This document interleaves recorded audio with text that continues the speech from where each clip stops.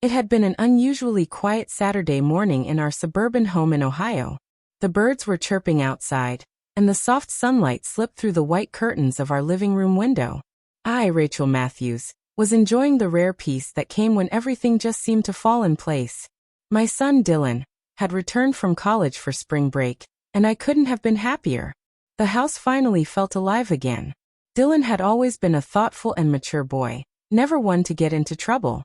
Now 21, he had grown into a tall, confident young man. He had his father's strong jawline and my deep brown eyes. It felt strange seeing him all grown up, driving his own car, talking about internships and relationships. Just yesterday it seemed he was building forts with blankets in the living room. That morning, I had woken up earlier than usual and decided to deep clean the house. A kind of spring ritual. I was scrubbing down the kitchen counters, humming to an old Fleetwood Mac song, when I realized I hadn't showered yet. Covered in sweat and streaks of lemon-scented cleaner, I made my way upstairs to take a hot bath before Dylan got up. The bathroom on the second floor had always been mine. Ever since my divorce with Dylan's father 6 years ago, I'd taken pride in reclaiming my space. I lit a lavender-scented candle and stepped into the warm tub, letting the stress of the week melt off me.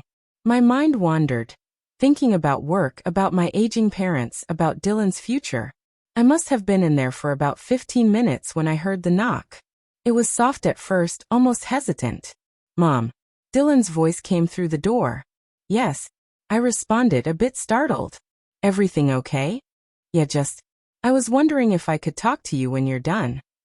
Something about his tone struck me. It wasn't casual. It had a seriousness to it. A kind of weight that made me sit up straighter in the bath. "Sure, sweetie.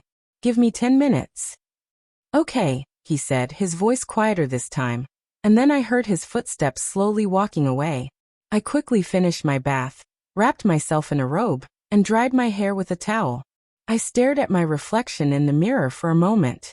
I still looked all right, I thought. The fine lines were showing, sure, but there was a strength in my face now that hadn't been there before. Maybe it was motherhood. Maybe it was surviving heartbreak. Or maybe it was just acceptance. I came downstairs and found Dylan sitting at the kitchen island, nursing a mug of coffee. He looked up as I walked in, offering a soft smile. I poured myself some orange juice and sat across from him. "What's up?" I asked. He shifted in his seat, clearly nervous. "Mom, I've been thinking a lot about something. And I didn't know who else to talk to." "Okay," I said, leaning in. "Whatever it is, I'm here." He looked down into his coffee before speaking. "Do you ever feel like the past is following you? Like no matter how far you go, something you didn't fully understand keeps circling back?" I blinked. That wasn't the kind of question I expected on a Saturday morning. "Yeah," I admitted slowly. "Sometimes." "Why?" He hesitated again, then said, "That day. Years ago. When I was 16. You remember when you were in the bathroom and I knocked?" I froze for a second. My fingers tightened slightly around the glass. "I remember," I said. "You seemed upset. I thought it was because of that fight you had with your dad." Dylan nodded slowly. "That's what I let you believe. But that's not why I knocked." I stayed silent, sensing there was something more. "I had come home early that day, and I overheard you on the phone," he said, looking away. "I didn't mean to eavesdrop. But you were crying and talking to someone. You said something like, 'I can't let Dylan find out the truth about his father.'" I felt my heart tighten. That phone call. I had almost forgotten. He continued. "I knocked because I panicked. I didn't know if you were okay. And after that day, I kept wondering what you meant. But I didn't ask again. I just buried it." I felt the air get heavier. I took a deep breath. "Dylan," I said gently, "there are things I didn't tell you back then, because I wanted to protect you. You were too young." "Maybe. But I'm not a kid now." I nodded. He was right. Maybe it was time. "Your father wasn't just difficult," I said slowly. "He was unfaithful. For years. I didn't find out until I saw the bank statements and some messages on his phone. He had another family. Not just an affair. A second home.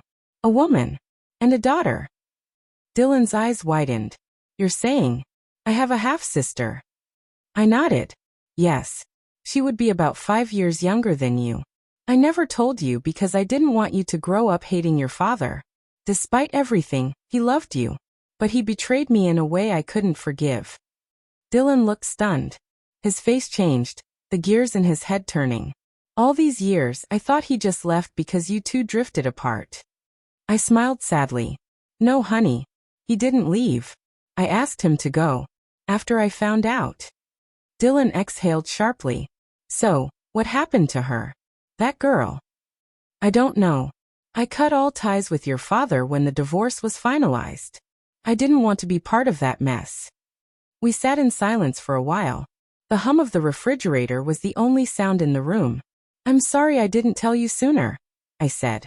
I thought I was protecting you. He reached across the table and squeezed my hand. Thank you for telling me now. That moment felt like a crack had opened, not to break us, but to let the light in. A few days passed, and Dylan became quieter, thoughtful. He spent more time alone, often in the backyard or on his laptop. One night, I found him at the dining table surrounded by old family albums and a stack of printed papers. What's all this? I asked. I think I found her, he said softly. I stood still. There's a girl named Leah. She lives in Columbus.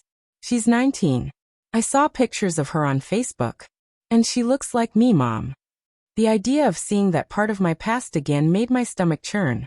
But at the same time, I saw the curiosity in his eyes, the hunger to know his roots. Are you going to reach out to her? I asked carefully. I don't know yet. I'm scared. I walked over and placed a hand on his shoulder. Whatever you choose to do, I'll support you. 2 days later, he sent her a message. It was simple. Hey, I don't know if this is strange, but I think we might be related. I'd like to talk if you're open to it. Hours passed. Then a reply came. I've been waiting for this message my whole life. Dylan turned to me, tears in his eyes. She knew.